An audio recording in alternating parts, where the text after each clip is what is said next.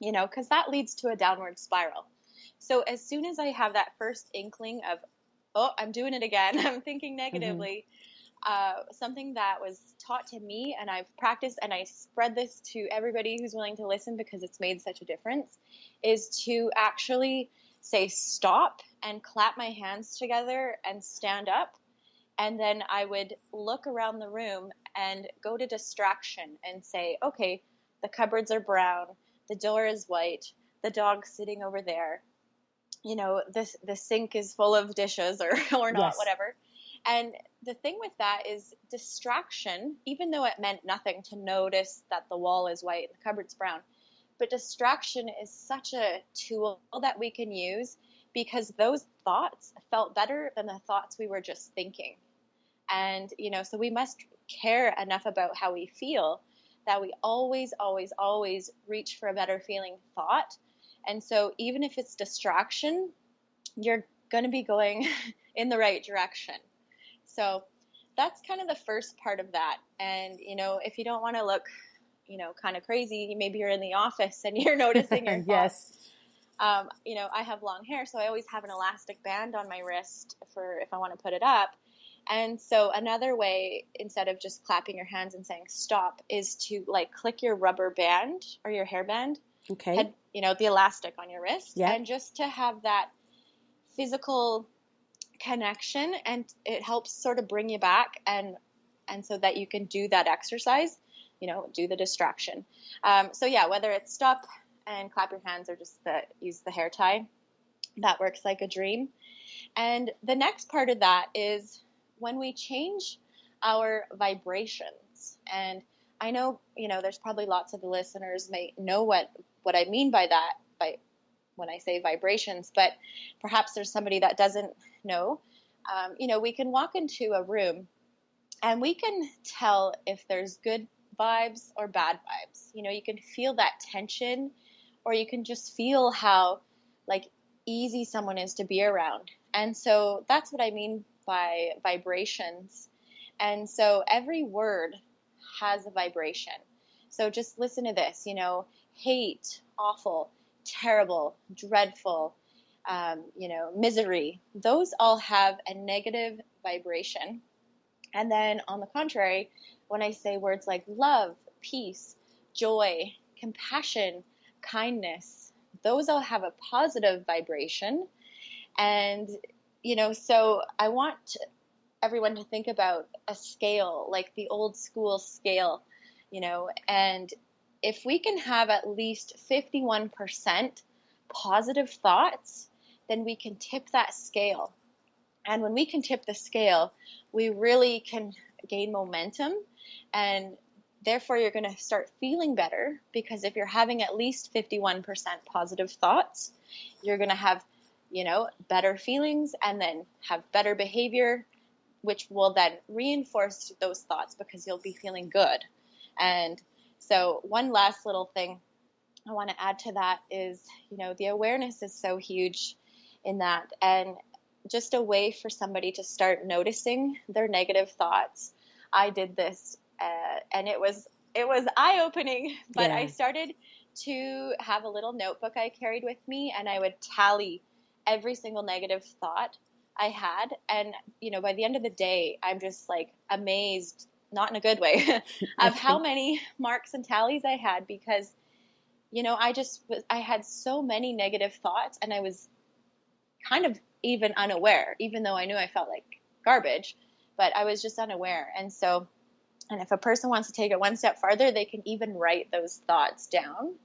And that was so eye-opening, the things I was actually saying to myself without me even noticing. So yeah, there's a lot a person can do to change the way that they feel, for sure.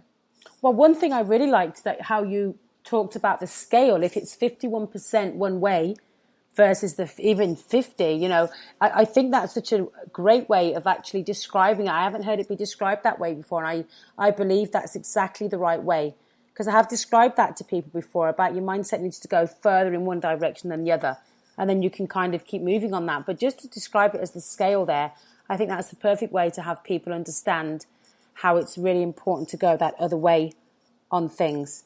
I think you've described it really well. Thank you. Yeah, no, you bet. When I first kind of figured that out, it made so much sense. And when you're in a place of negative thinking, aiming for 100% or aiming for 80% even feels, let's be real, it feels impossible sometimes. And so if you can just think of 51%, that means all you have to do is say, what's good about now? Or what's good about that person? Or what's good about what I can see from where I'm standing, And it might be simple as, oh, that flower is pretty. Or, like, oh, hey, I got a green light. It could be that simple, but those thoughts will feel better than the negative ones we might have just been thinking. So yeah, I hope that helps. I think it does, and I think you've just given those small examples there. Don't sweat the small stuff. There's some small, amazing things that happen each day that you have to kind of remind yourself that they're the great things that are just making that day a little bit better, a little bit better. Even the green light example. Okay, now I can go. I'm late. Exactly. I'm late. Okay, it's green light. I'm on the way. I can get that going. What do you personally do to have a positive mindset?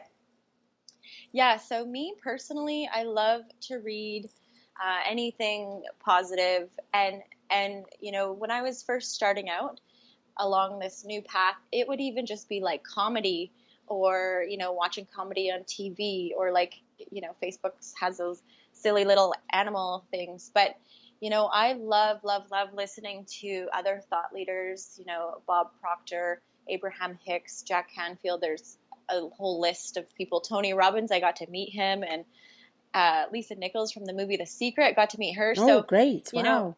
So those are the people I love listening to. And if I'm just cooking up a storm, I'll just plug that in. I don't even have to watch it. It's just on. So I've got a few different things that definitely keep my mind positive. Those are just a few.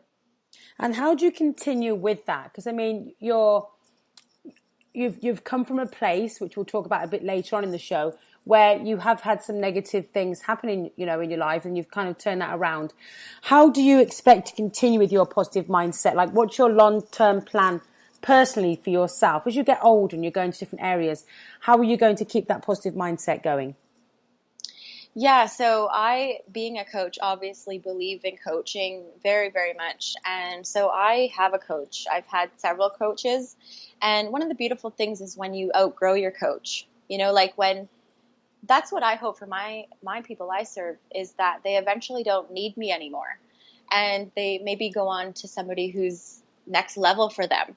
So I have a coach, and it serves me so well, because everyone needs to vent. I'm still human, even though I have a really positive mindset. I still have bad days, and I still have overwhelm and feel fear and all those things. So if I want to next level myself, I need to hold myself accountable. And sometimes that means investing in a coach that can help me do that when I'm not my strongest self. So coaches all the way. Good.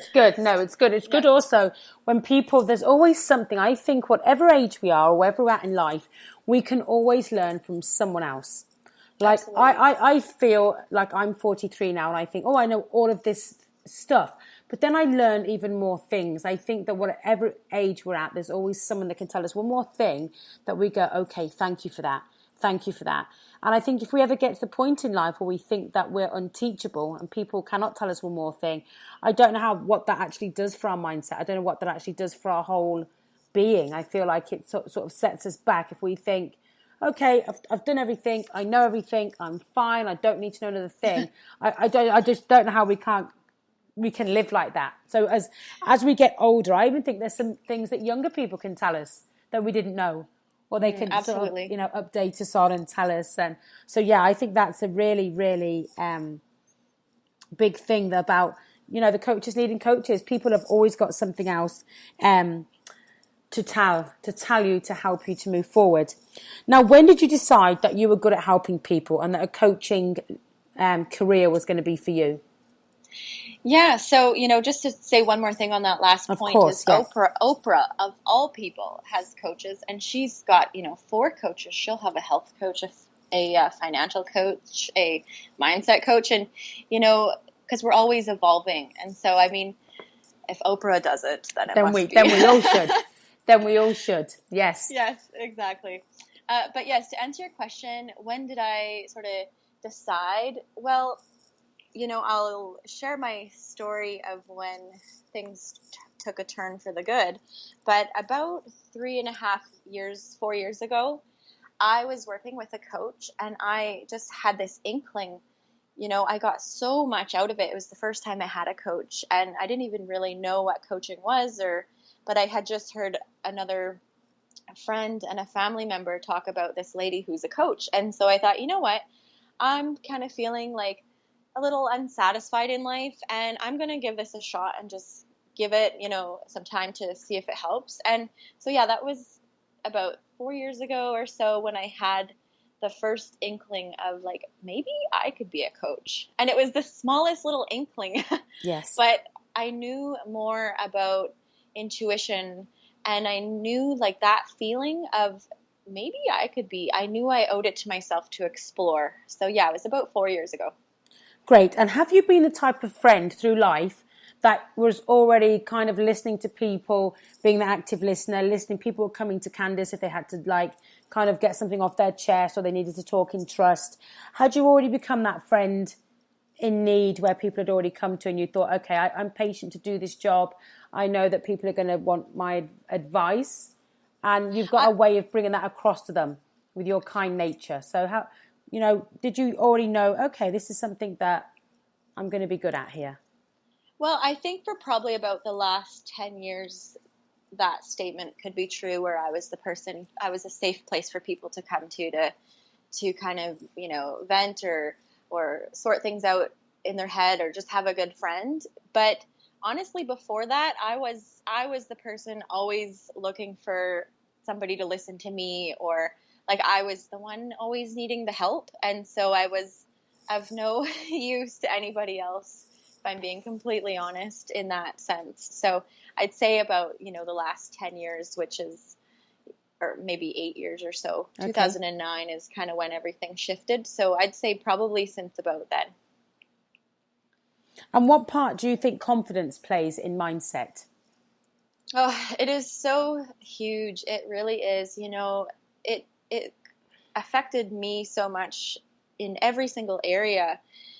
There was so many things I wanted to do, but I just didn't have that confidence. And dancing on a stage was something which I've conquered now. And, I feel courage is really linked to confidence, the courage to try new things, the courage and, just having the confidence to try something and know that you'll be okay and to just push yourself a little bit. That will, you'll see your progress and that will give you such a boost with confidence. And, I feel like when we can like lift the fog of insecurity, we can see so much clearer. It's like a brain fog because you're looking through this lens of insecurity. And so every piece of information or life that comes, to you, you're looking at it through this lens of insecurity. And so when you can do these little things, like push yourself a little bit and have the support along the way, that will really help grow your confidence. And then when you're looking through your confidence glasses, oh, they're big. They're out. Big and they're bright.